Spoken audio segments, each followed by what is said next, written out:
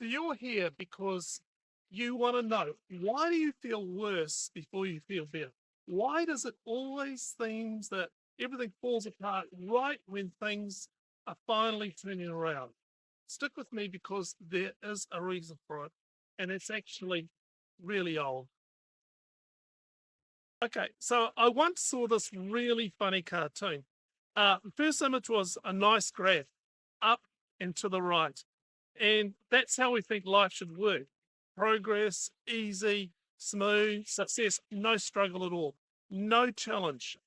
The next image, well, it was actually a total mess.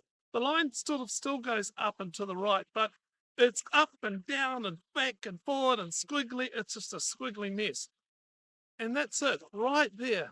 That's the whole thing. There's the expectation, and then there's the reality. Now, we laugh because we know it's true. For every up, there's going to be a down. For every gain, there's most likely a multitude of failures. It's a letting go of one thing to gain another, an emptying out of ourselves before we receive, a death before a new life. It's an ancient path, a detachment from the old so a new attachment can come to form something better. I was talking to someone recently, and their life was actually starting to move up. Relationships were mending, fog was lifting, things sorting themselves out. The path was actually starting to look a lot clearer. But we know, both knew that it hadn't always been like this. The last few years had mostly been down into depression, anxiety, despair, simply feeling lost. Mostly it was a shedding of old ways, of believing how life worked and where God was in all of it. Uh, but there was a question sitting underneath our conversation. Is, is this upward turn, this feeling of things getting better, is it going to continue in a straight line, tidy line now? Well, we both knew the answer. No, it won't. This kind of up and down movement, that's what change actually looks like. Millimeter steps forward, sideways, sometimes what feels like, going backwards. Look, throughout the Bible, there's story after story after story of people just like you and me who went down before they went up. Peter, he went down. He denied he even knew Jesus in the exact moment Jesus needed his loyalty. Saul, Saul on the way to Damascus to terrorize and kill members of the early church.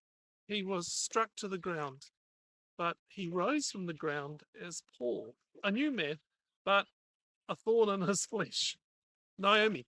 Naomi went down. She lost her husband, her sons, and she went into a long grief. So much so that when she came home to her home people, she told her people to call her Mara, which means bitter. But eventually, she came up and she held an unexpected grandchild. And from that line came Jesus. Look, I'm so glad the Bible includes people like you and I, warts and all, dark hole dwellers like Job, even gossips like Miriam. It's the story of an ancient heart. Psalm 23, a psalm for many people's favorite psalm. Psalm 23 has a dark valley in it, as well as still waters and green pastures. It says, even when I walk through the darkest valley, I will not be afraid, for you are close beside me.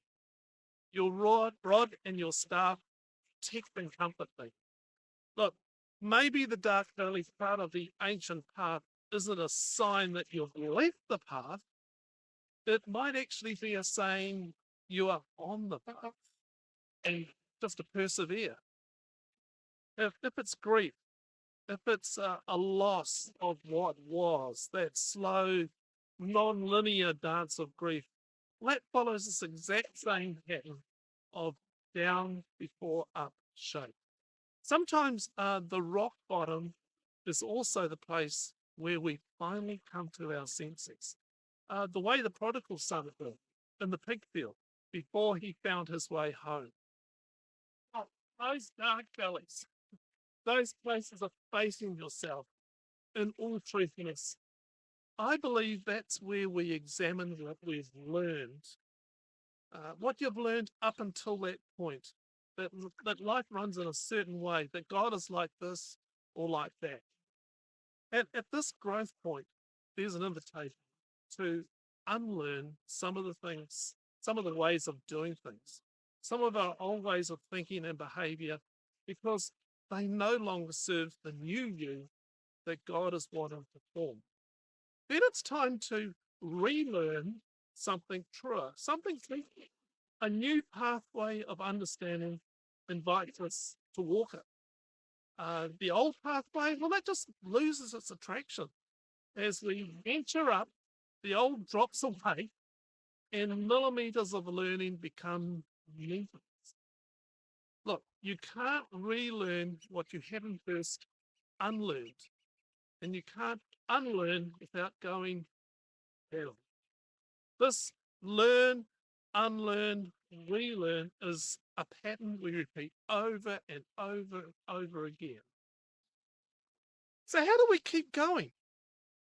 Number one, don't go alone. Look, I know we'd rather go alone because, we want to be private. We'd rather not let anyone else into our world. But there's wisdom in not traveling alone. You might just get overwhelmed by the monsters you find. Find someone who's possibly been on this path before, a friend, a therapist, a spiritual director, maybe even myself. Number two is keep records. Look, I look back at my journals from time to time and I see where I was then and where I am now. I see the process through that. What I've learned, I've had to unlearn and I've had to relearn a new way. And it's a squiggly mess. Looking back on your journals, it helps. It kind of just gives me hope that things are going to change. Number three, rehearse the truth. I like having a thinking compass for my ancient path. Little reminders of millimeter steps, little phrases and truth cages I need to rehearse over and over and over into my thinking.